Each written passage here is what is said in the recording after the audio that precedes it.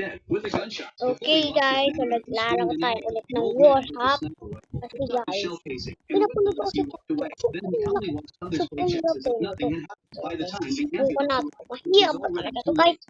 Go! Subukan natin ito. Baka hindi naman tayo matalo nito boy. Try natin guys ha. Try natin tapusin. Try natin tapusin. Grabe. Wala ka naman nun. Let's go. Walang nakatapos. Okay, okay, okay. Okay guys, diba basic guys? Basic. Easy basic. Ulit guys.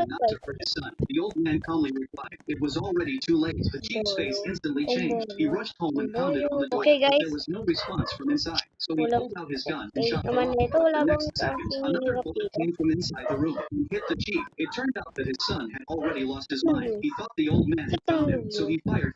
dito. Murder Mystery 2, but I'm not allowed to collect any coins as the murderer. And to make it even worse, I am playing House 2, which is simply a one-story house with no exit. But hey, enough yapping, I needed to find ways No! to Patungga ba? and I realized that by climbing the shelf, I could avoid getting close to coins. It was a good method until I realized I'm the murderer, and I got to work. But then suddenly this guy began shooting me for no reason. Come on, chill, I haven't killed anybody yet.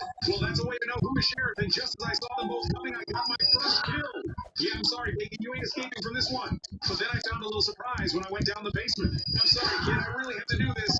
Great, I am at 3 kills already, but wait, is this exit blocked? I'm starting to get scared. There's less than 1 minute left. Damn, I really hope he is inside this bathroom. God, I can't even go inside.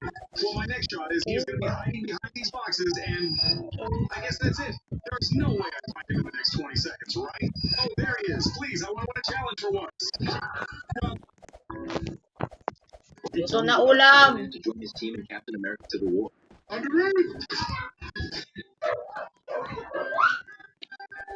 Many people think Tony simply wanted to add more fighting power to his side, but that wasn't the real reason.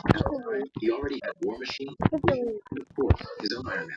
What his team was actually missing was speed and agility. Hey, You have to basic. remember that most members on Captain America's side specialized in close-range combat and had incredible mobility. So Peter, with his superhuman strength, speed, and agility, was the perfect person to fill that gap. During the airport battle, Spider-Man almost carried Tony's entire team. He took on both the Winter Soldier and Falcon at the same time, and with help from his teammates, he successfully defeated Ant. In fact, if he had fought seriously, he might have even been able to defeat Captain America. However, Tony's reason for recruiting Spider-Man was not just about winning the battle, because when Tony looked at Peter, he didn't see just a powerful young hero. Okay guys, hindi naman to guys mahirap. Like his own son. That was why, when Tony invited Peter to join the team, Ito guys yung mahirap para sa akin.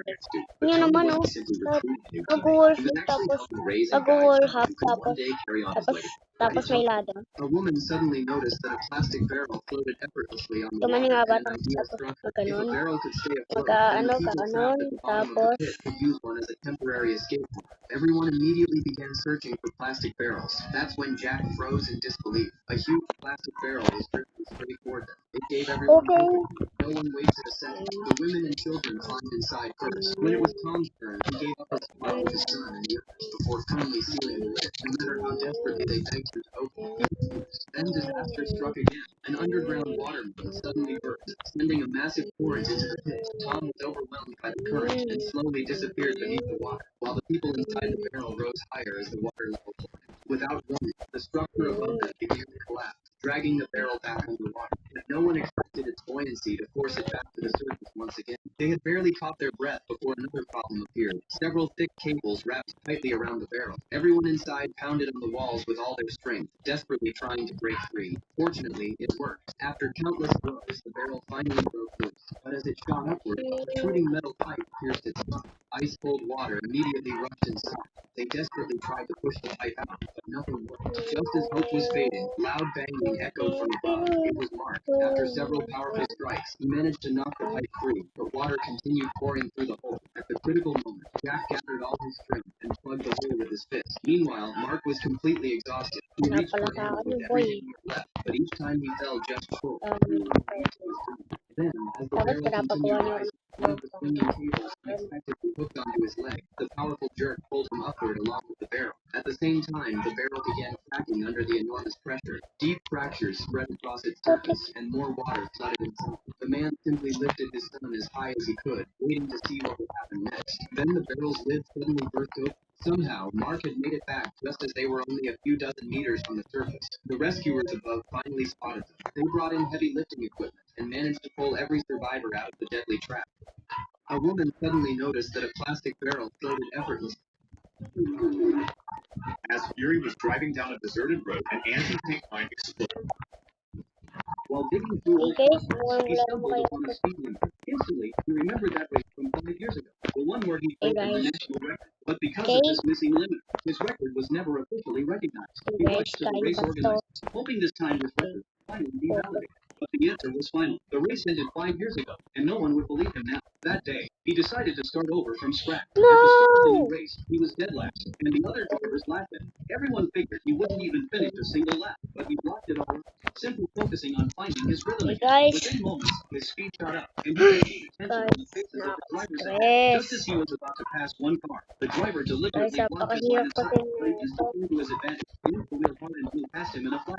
Suddenly, a low-temperature warning light came on. The engine could give out at any moment, but to win, he made a crazy call. He deliberately crushed the radiator to force the temperature up and pushed the car to its top speed. The race was entering its final stretch. Images from Hey 5 guys. years ago flooded back, as if his car was facing down as it passed once more. And this time, he truly shattered that record. But if you want to see more, the movie's called Pegasus. While digging This guy owned 4 British short-haired golden shaded cats. He always thought more of everything in the house. But then a new kid was born at home, and the space started to run short. There was no spot. Me and my younger brother Sam used to play Operation Power. We play it when Mom told us to do homework and play it in the bedroom at night. And if we ever messed up and clipped the edge, the door buzzed loudly, and Mom would storm in and catch us. Our hands had to be hard, but steady, just so we could play. Our family were on a road trip when the truck clipped us. Our car tumbled through the air and we rolled, landing on our side. Me and my mom thankfully only had minor cuts. But when we got out, Sam was on the road not moving. He'd fallen out while the car was rolling, and his face, neck, and arms were all embedded with shards of glass. He was crying and screaming in pain, and every breath he took drove the shards deeper into his skin. I realized his thumb was dangerously close to his artery. The ambulance was 30 minutes away because we were out in the desert, and I knew we needed to get the glass down to ASAP. I opened the first aid kit from the trunk and pulled out tweezers, Diba kaya looking yan? at his Parang hands with nagkaroon shaking legs ng but steady hands. This is just like Operation, I told myself. I knelt down, and Sam's eyes were wide and terrible. But he No, nodded sayang. gravely. I placed the tweezers to a shard of glass at his shoulder, but that's when Mom yanked the tweezers from him. Stop it! You're not a doctor! The force lodged the shard deeper, and Sam screamed in pain. Look what you did, she said. We're waiting for a doctor, but that's when Sam spoke through his tears. Please, Mom, let me do it. It's just like Operation. We play it all the time, and you never catch us. Please trust me. Mom's face softened. I could tell she was terrified, but she gave me the tweezers and closed her Okay, eyes. guys. Sam Okay, nodded, basic. and I slowly pulled a shard from his shoulder, then one from his wrist. I was sweating, and my heart pounded. My hands stayed steady due to the thousands of hours of operation. Another shard came out, then another. I didn't clip Sam once, and Mom's jaw dropped. I placed my tweezers on a shard of glass near Sam's neck, near the carotid artery. He nodded, and I slowly pulled it out. The most dangerous shard was gone. By the time the ambulance came, every shard was out of Sam's body and in a pile beside us. As I got the last one out, my hands started shaking uncontrollably. I kept them steady for just long enough, but now my body was in shock. But Sam reached out and held them until they stopped trembling. Hey, big brother, you just played Operation, and I didn't buzz once. You won. I laughed and calmed down, hugging Sam. Me and Eddie ignored the strange looks from everyone around him. He suddenly jumped straight into the fish tank and moved no body. Then he grabbed a lobster from the tank and started devouring it. This bizarre scene instantly left everyone stunned. In the end, Eddie was taken to the hospital. The doctors wanted to use an MRI scan to examine his body, but when the machine started up, Eddie suddenly felt unbearable pain. His entire body began convulsing uncontrollably. It seemed impossible for him to endure the high-frequency pulses. Ito rin With no other choice, the doctors had to send him home first and wait for the test results. However, just as Eddie was about to enjoy his dinner, a voice suddenly echoed in his mind, warning him not to open the door. He looked through the peephole and saw nothing unusual in the hallway. But the moment he opened the door, the Foundation's assassins rushed in. They planned to extract the parasite from Eddie's body. Seeing the attackers raise their weapons and aim at him, Eddie instinctively raised his hands in surrender. But Venom thought that made them look far too weak. So Venom decided to forcibly take control of the body. They quickly pulled the trigger and fired tranquilizer devices. Unexpectedly, this completely enraged Venom Black tendrils shot out from his body. He quickly took down 2 assassins. Then he picked up a dumbbell from the floor and used it to block the enemy's attacks. Eddie's mind was completely blank. He only wanted to get out of there as quickly as possible. However, more Foundation assassins swarmed in, quickly cutting off every escape route. At that critical moment, Venom took control of Eddie's body and charged off a towering skyscraper. Then he shot out his tendrils and firmly latched onto a railing. Using the momentum, he safely swung Eddie into another building. The assassins immediately opened fire. Fortunately, with Venom providing cover, everyone managed to retreat safely. However, the Foundation had no intention of letting Eddie go. They immediately changed their strategy and launched a full-scale manhunt for him. In the middle of the crisis, Venom grabbed the enemy's steering wheel and fought back. Only then was Eddie able to shake off his pursuers. But just as Eddie was celebrating, he unexpectedly crashed into a speeding car. The sound of bones shattering echoed throughout his body. Seeing this, the lead assassin slowly walked over to Eddie and began mocking him. But he had unknowingly fallen into Venom's trap. Eddie's broken bones began healing at a speed visible to the naked eye. His entire body was completely enveloped by Venom, transforming him into a massive black monster. Venom stuck out his tongue and carefully examined the delicious prey before him. But another assassin suddenly fired several shots into Venom's back. Venom immediately bit off the man's head. After satisfying his hunger, Venom helped Eddie evade the pursuit. They burst through the water's surface and successfully escaped with their lives.